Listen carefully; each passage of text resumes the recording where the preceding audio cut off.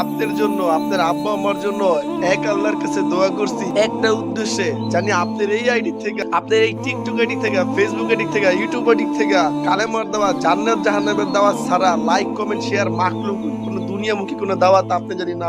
এই দুনিয়ায় সবাই সবাই, কিন্তু পরকালে কেউ কেউ না, আল্লাহ ছাড়া কেউ আপনার আপন না। আপনি দুনিয়া যাদের সুখে রাখার জন্য ইউটিউব ফেসবুকে অশ্লীল ভিডিওর দাওয়াত দিতেছেন, রোজা রমজানে নিজে পরিবর্তন হইতেছেন না, আপনার আইডি থেকে মানুষও পরিবর্তন হওয়ার জন্য আল্লাহমুখী দাওয়াত দিতেছেন না।